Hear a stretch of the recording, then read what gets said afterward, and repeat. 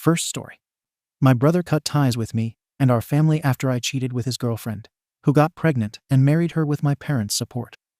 It's been 10 years, and he has rebuilt his life, married someone but didn't invite us, and has more kids than me, but refuses to reconcile. Now, my mom says she regrets choosing my side and blames me for dividing the family. This is long. When I was in my mid-20s, my younger brother, Ezra 19, went away to an out-of-state school. I just finished my own stay at my university, so I went back home to find an apartment close to family. Ezra's girlfriend, Melanie 19, also stayed behind to study at a local college. She and I would hang out once in a while.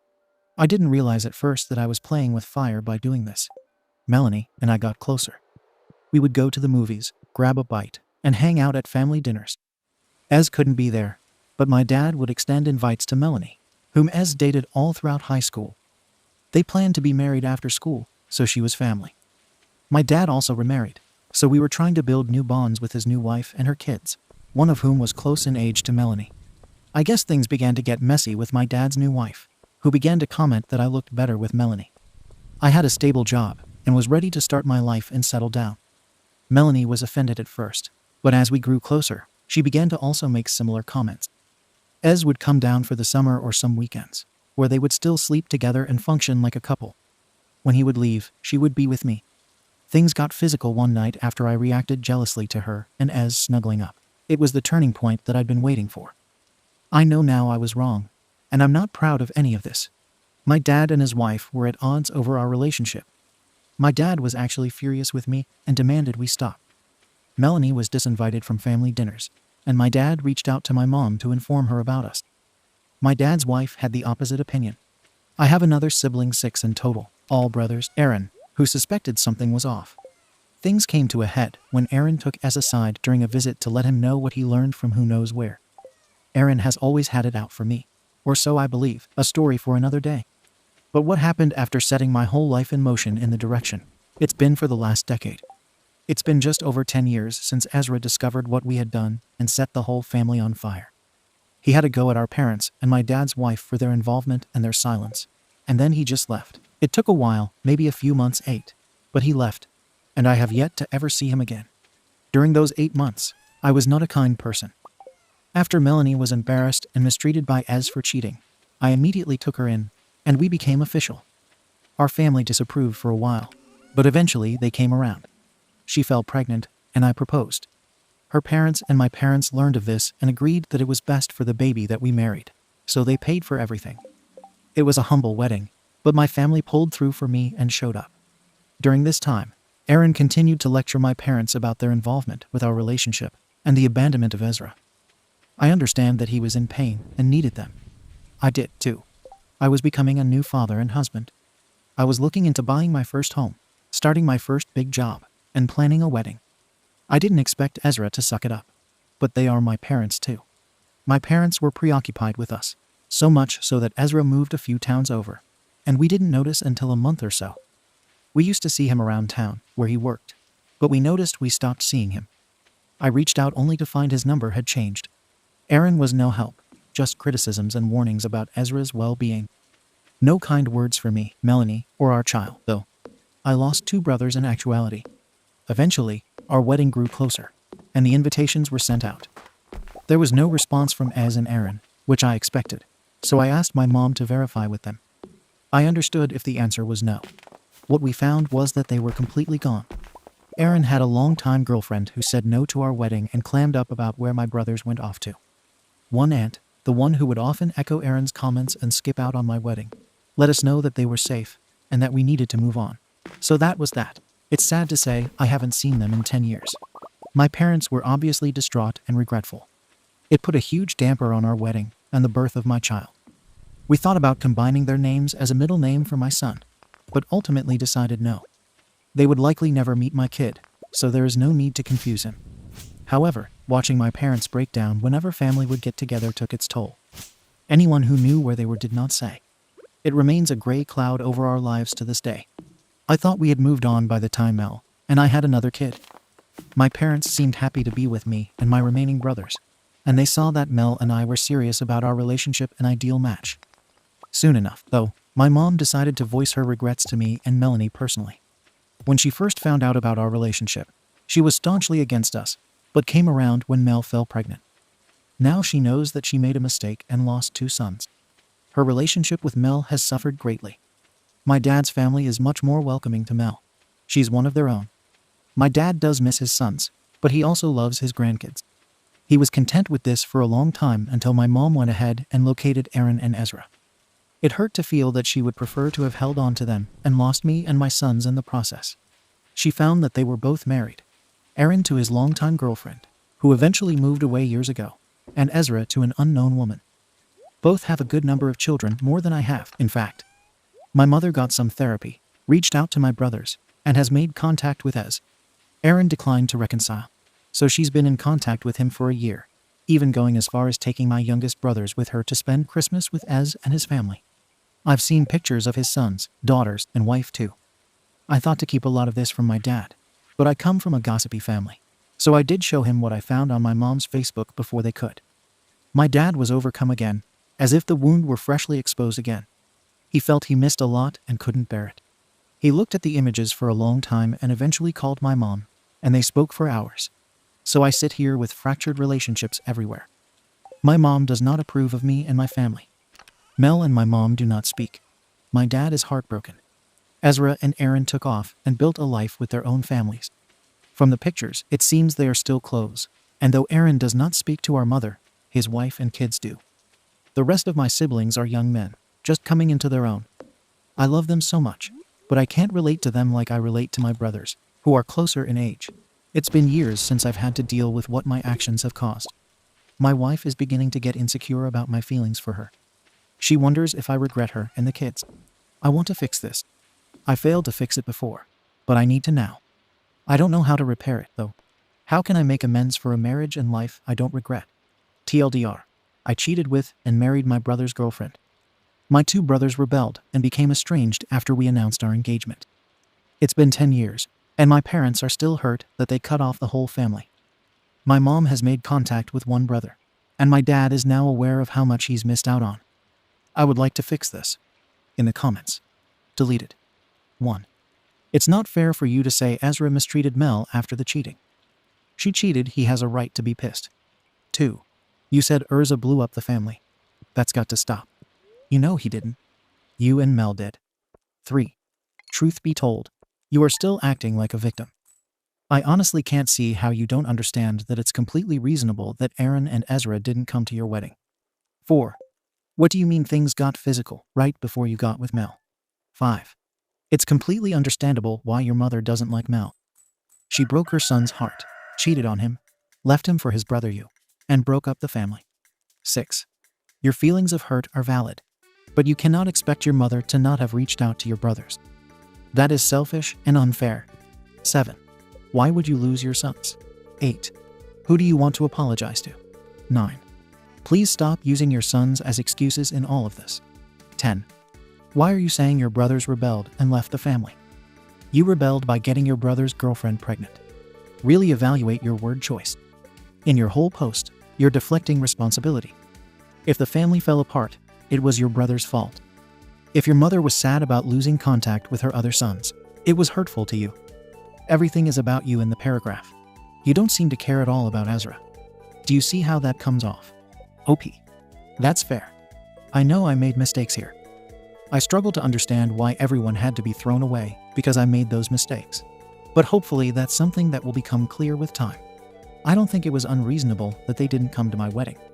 Mel and I became intimate. I think my mom told both Mel and me some hard truths that Mel could not accept, which has caused a breakup in their relationship. I was never upset that my mom reached out to my brothers. I was upset that she told me she regretted her role in my life after they left. My biggest fear in reconciling is that my kids will suffer. People keep saying I'm using them as an excuse. Look at it from my point of view. I made a mistake, and my sons are a product of that. If I regret the mistake, I regret my kids. I don't think it's an illogical leap. This is why I'm seeking professional help to help me figure out where these lines are. I want to apologize to my brothers. I also want to apologize to my kids and my family. Again, it's not an excuse. Someone said I kept missing the forest for the trees. I think some of you are guilty of this too. My sons are tied into this because of my mistakes. They can't be separated from it. They are the product of Mel and me. I don't know how to offer my apologies while also saying that I'd do it again if I had my kids with me. They are my entire life. How do they not play into this? They are a constant reminder of my greatest achievement and the mistake I made with their mother. How is leaving them out of this not the same thing as missing the forest? Yes, I rebelled. I struggled to understand some of their decisions, but I am not in a position to judge. I fill in the gaps with what little I know. I should stop doing that. No. You guys keep telling me to stop making it about myself. How? I've had zero contact with the people I'm trying to fix this with. Do I assume their position and feelings in this? Should I have written this in their POV? Where would that leave me? How would taking any other position outside of my own point of view help anything? All I know is what I've done and what I see, and that is severely limited, sadly. That's all I have to offer. I wish I could present a different angle, but I have nothing else but what I offered here. How should I process what I did to Ezra? What language should I use? All I can do is keep doing therapy and posting here to learn a new way. I admit that this was my fault, but I don't need the extra blame. I'm not a narcissist. I'm not faking my remorse. My words are devoid of emotion. That's where I'm at right now. Extremely emotionally spent, seeing a therapist for the first time in over 30 years on this earth. I'm trying to fix this. I'm not a troll. This isn't fake. This isn't my idea of fun. Thank you very much for talking this out with me. I see that I am resistant to some of the things said here. I will screen cap your response and share it with my therapist in the hope that I can see where I'm going wrong here. Deleted. I think it's a really good thing that you're in therapy. You're taking the right steps. How old are your kids? As they get older, it would probably be wise to sit them down and have the conversation that A, you do not regret them at all, but B, the circumstances of how you and Mel got together were bad. It's completely reasonable that you would be afraid that your kids would think they're a mistake. That's why you have to approach them first to let them know cheating is wrong, but that they are blessings. I do feel for your mom. I think she's in a similar situation as you slightly if she reconciles with your brothers. She's admitting that she regrets siding with you, so she's really torn. You also feel torn between loving your family, sticking with your choices, and wanting to reconcile with your family. I recommend therapy for Mel too. She's not innocent in this, just as much as you, but as much as y'all F ed up. You shouldn't be defined forever by your F up. You have lovely children, and Mel should work on her feelings and process her insecurities as well so you both can healthily move forward with your lives. Your stepmother and dad sounded a little sketchy. Were they actively trying to get you two together while she was with Ezra? The big problem I notice with people trying to make amends is passive voice. E.g., the difference between I made mistakes and mistakes were made. Much of your text was written like, the family was torn apart by cheating, as opposed to me and Mel cheating tore the family apart. When you write in passive voice, the focus on the sentence is what happened and not who caused this to happen, which comes off as you trying to minimize your role or responsibility over what happened. I would recommend working with your therapist to write a letter or email addressed to your brothers, to get your apologies and all your feelings out on paper. Then send it to them or give it to your mom to give to them. That way, you leave them with the opportunity to hear you out and hear your apology. It's not your decision whether you choose to even read it, but I think this is the only reasonable extension you can offer. Reddit has a hard time telling the difference between when we need to yell at someone versus show compassion. I don't think I really noticed anyone not yelling at you. Ida, does Mel feel guilty about cheating on Ezra? From the post, it sounds as if the two had a distant relationship. OP. Thank you for continuing to respond to me with great advice. I'm currently flooded with PMs and messages on here, so it's taking me a while to cycle back. Sorry for the delay. Thank you. In my culture, therapy is not seen in a positive light. I chose to follow in my mother's footsteps because I see a change in her that I would also like for myself. It's not easy to admit that my morals simply aren't there. There's a lot I would like help with and to address with my therapist. My son was born 10 years ago. This will be the 11th year of estrangement this fall. My youngest is only 5. I do have plans to explain to my oldest what happened. He knows a bit about it, what a 10-year-old can handle. It's been difficult to make plans for how the full truth will be told because my wife and I don't agree that it should be told. My number one priority here, even over reconciliation, is to teach my kids to do better and to ensure that they don't do what I did to each other or anyone else. I'm still working on how to do that. I have all the love and respect for my mom. There is a pathology in my family that's unshakable. My grandfather cheated and left my grandmother. My dad did the same to my mom, and I did something similar to my brother. I would never dream of harming my mom more than I already have. At the same time, I still feel hurt by her regret for being with us during this time. I feel she is justified in her regret, but she also can't help but feel hurt. I hope that Mel will be open to therapy in the future. My dad didn't approve of Mel and me. Despite the nasty divorce, he reached out to my mom in an effort to stop us. We did stop for a while. When Ezra came back home, he found out about the mistakes I made and broke it off with Mel. That's when she and I started back up again. My dad's wife has always been a fan of Mel and me together.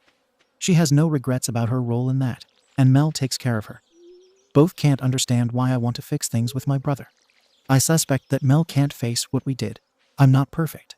I can't face it either, but I want to. I see. A lot of what people think they're pointing out to me seems very obvious, so the need to expand or explicitly say, I did the thing seems redundant. Of course, I am to blame. People have asked me if it took me this long to realize cheating was wrong.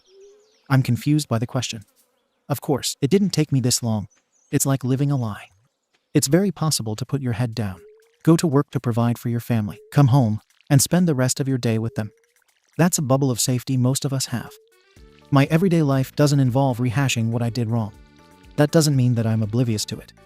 I put it behind me in order to be present for those who need me day in and day out. I wrote my post honestly. The jabs I took at Aaron stemmed from problems that existed before any of this happened. I didn't want to polish it and make it prettier than it was. It's ugly, and I wanted to be honest about it. But I will do a better job of making statements. I came into this already understanding, but I didn't consider that the ones I'm seeking help from don't know that about me. Thank you. I plan to ask her for advice on the letter. I don't want to put my mom in the middle of this again. So far, she's the only one who has been able to reconcile with Ezra, so I want to honor that and keep my efforts away from her. Mel wavers about how she feels a lot. Like I said before, we don't agree on much when it comes to Ez or what the kids should know. They were long distances at the time. Thank you again for your time and help. Second story. I caught my dad cheating and exposed him to my mom, which caused their divorce. My dad then married his affair partner, and his family welcomed her. She tried to play mommy with me. I snapped and told her to cut her wrist properly out of anger, and ran away to mom, who told me it's her fault for their divorce, and that I should respect my stepmom. English is not my first language. It's been approximately 2 years since my parents divorced due to my dad cheating. I was the one who discovered the cheating. I had to use my dad's computer for some time, because mine wasn't working anymore. I tried to use WhatsApp on the computer, but my dad also had WhatsApp, and I saw messages from a woman called Lily.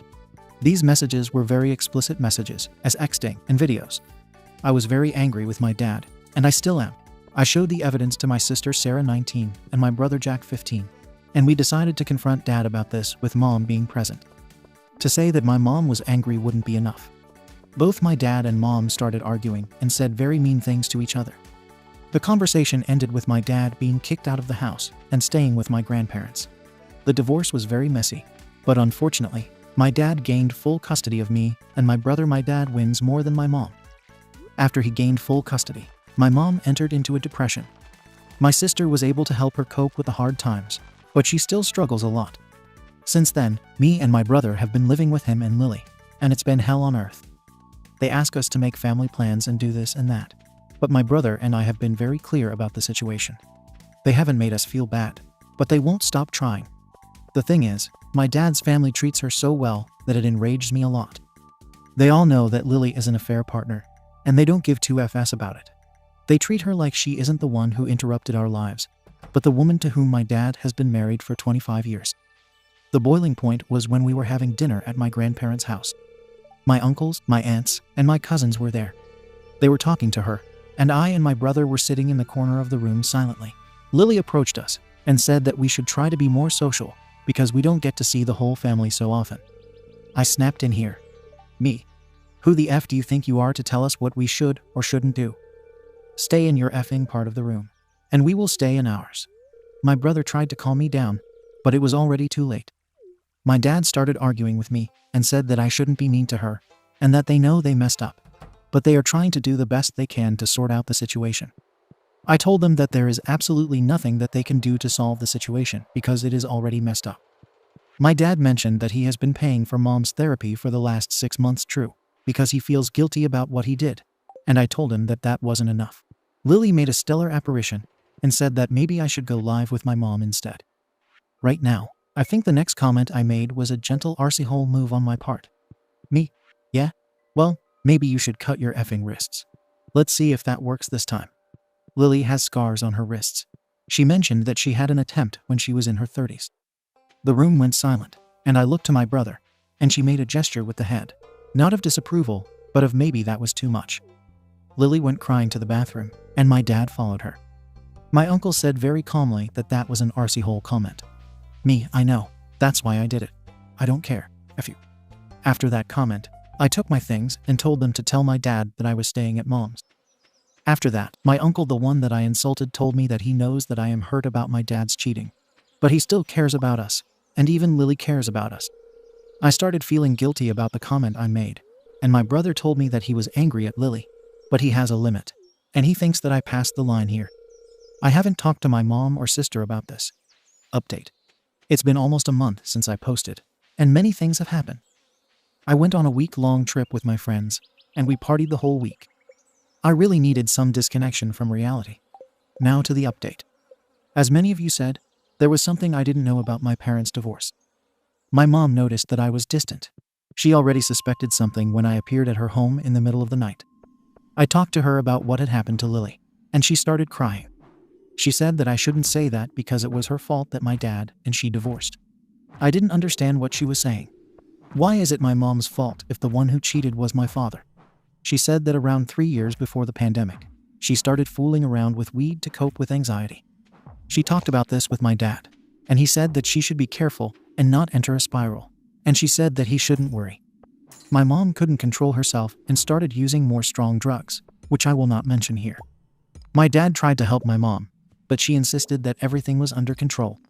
My mom says that this was the time that my dad and she started distancing themselves.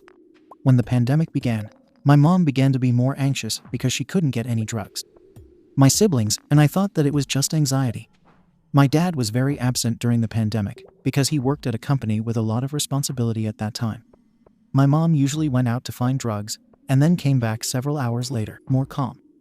I think it was at this time that my dad had enough and started the affair with Lily. After the affair was uncovered, my dad decided not to disclose my mom's drug problems to us, and that he would not take full custody unless my mom was able to maintain herself sober during the whole process of divorce. My mom agreed. My dad made her weekly tests to see if she was maintaining herself sober, and one of the tests came up positive one time. My dad decided to go into full custody with us, and my mom couldn't let that happen. So she tried to go into full custody. But with all the proof my dad had, the judge gave him full custody. It was at this moment that mom's depression started to hit hard. She had lost custody of her kids because of her drug problems. She said that I shouldn't be angry at Dad or Lily because she is the one who messed up the first time. And neither Dad nor Lily are responsible for her bad actions. I cried during the whole speech, and after my mom finished, I hugged her and stayed like that for some minutes. I told her that I didn't want to be angry anymore, and that I would like to accept the therapy both my dad and mom offered. After that, I went to my dad's home, and as soon as I entered, I went to hug my dad and tell him that I knew everything. He just stayed silent and hugged me back. I went to find Lily and told her how sorry I was for the comment. I knew about my mom's problems and that I shouldn't blame her for everything. We both hugged, and she told me that she forgives me for the comment and that she hopes that we can build a relationship for no one. I mentioned to them that although my mom messed up, it is still no excuse for cheating, and that I'm still angry for that. I told them that I was going to accept the therapy they offered, and after that, I went home. That's the update. I don't think I will make more updates, but who knows what could happen. I have my dad's house all to myself for the next week, so I'm really excited for the next week. Third story. OP enjoyed the thrill of being in a relationship with a girl who already had a boyfriend, blindsided her while she was fooling her boyfriend, and is now having a meltdown, saying that she is toxic and left him and regrets breaking up with his past girlfriends. Hold your horses, guys. This is a long one. I think this girl is a classic example of disorganized attachment. Either that or a complete narcissist. I need to let this out for the sake of cathartism. I've held it in for too long. 11 years, to be precise. Let me tell you a tale of a guy who's probably hitting a world record for being strung along. I shouldn't have allowed this to happen. Outside of what our relationship has been, I consider myself a high-value guy. I never have trouble getting into a relationship with someone I want. Apart from her. I know this is all from my perspective, but seriously, it's all her fault. I tried to give her my heart, and when I returned, she spat on my soul. Let's call her Sam. The funny story about that is that I'm also called Sam. We had a good laugh about that when we first met. The irony of us having the same name has never been lost on us. However, I need to go back to before we met for you to fully understand the story. I broke up with an ex in 2010. Steph was great. Just a little mad. I was young then and regretted breaking up with her. By the time I realized this, she was in another relationship. I had trouble being single afterwards. My confidence was shattered, and I was doing a lot of drugs at the time. A member of the family committed self-harm. I was also going through one of the worst pain conditions you can have. I had an operation to sort out this pain condition and nearly died. Shortly after, another family member was diagnosed with cancer and was dying in the hospital. Both of these family members were extremely close to me. What I'm trying to say with all of this is that I was at my lowest point. I started a job in July 2013. This is where I met Sam. I was instantly attracted to her, and we hit it off immediately. I soon found out she had a boyfriend of 5 years. I was understandably gutted, but I thought, fair enough, she's off limits. Then, one day after work, she got one of our colleagues to ask me out after work for her. We were in our 20s, not children, so this was odd. I liked her enough to see past this first of many, many red flags. As you'll see, this is a continuing trend of me thinking with my heart instead of my head. I met Sam after work. We talked about the way we felt about each other. She told me she wanted to speak to me because she still wanted to see if she loved her boyfriend. Yeah, massive red flag. I heard a brilliant quote from BoJack Horseman on this. Lisa Kudrow's character Wanda says, "When you're wearing rose-tinted glasses, red flags just look like flags." I was leaving that job to go back to university. There was work left to do for me. We kissed that day, in front of everyone. No one knew her boyfriend, though, and she didn't confess to him. I left the next day. I was heartbroken. A few weeks later, she came to visit me at the university, while she was still in a relationship. Again, she started to lead me on. We kissed again. I never got anything more than a kiss. I'm an idiot, I know. Soon after, I dropped out of university for a number of reasons. But I'd be lying if I told you she wasn't one of them. So I could be closer to her? I know, pathetic. We kept meeting soon after, going for drinks with each other. Kissing only ever kissing. Meeting in parks and eating each other's faces like teenagers. I knew I was being led on, but she was extremely attractive and charismatic. I just want to reiterate that she still had a boyfriend and was actively cheating without him knowing a thing. I saw her on several occasions taking calls from him and telling him she was somewhere else. Why did I have 1 ounce of trust in this girl? Not long after, I discovered this boyfriend of hers was abusive. And this is why she couldn't leave. I have no idea if this is true or not. For all I know, I was one of many guys she was cheating on him with. This all continues for the next few years until late 2015. We went out of contact several times during this time. We both ended up pulling each other back in at various times. I was single during this entire period and did sleep with other girls. I had a few FWB situations, but I could never commit because she had me on the hook. I told her I loved her in late 2015. It took her some time to say she did as well. For all I know, she'd just say anything to keep me on the hook. We were still meeting, but it was way more occasional now than at the beginning. It was once every several months now. February 2016, and she's convinced me she's leaving her boyfriend for me. She changed. I felt like I'd finally broken through after 2.5 years. We were saying sweet things to each other every morning and evening, like, "I love you," etc. I felt like things were finally going to work out. Then she went dark on me for, like, a week. Nothing. When she talked to me again, she told me she was getting back with her boyfriend. I was destroyed by this. She messed me up so much. I broke and sent her boyfriend a load of screenshots of our conversations.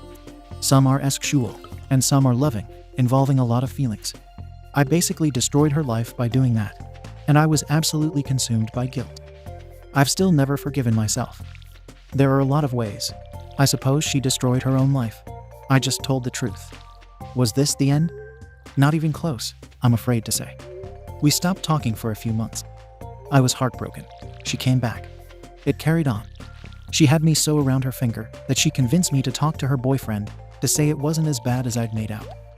Why the hell did I comply? After all that, it still continued between us for months afterwards, well into summer 2016. She left me a voicemail crying, saying her boyfriend found out we were still in contact and to stop contacting her. I was just sick of her SHT at this point, and I did what I should have done a long time ago and blocked her on everything. Soon after, I found someone else. On reflection, this was a massive mistake, and I should have stayed single to process the trauma. For all I've criticized about Sam, at least when she was eventually single, she had the sense not to date again for a long time. I dated this new girl, let's call her Emma, for 3 years. We moved in together. After a while, things started to work out in the relationship. I was drunk one night and unblocked Sam and messaged her on Facebook. She told me she'd recently broken up with her boyfriend and wanted to meet me. I was still in a relationship. I'm a terrible person. I met her. We didn't do anything, but we talked about everything that went on between us. This basically resulted in her lying on me and me barely getting a word in about the way I felt. She also did weird stuff like acting sexual and clearly trying to act seductively. I left, and I felt terrible about it. I broke up with Emma that night.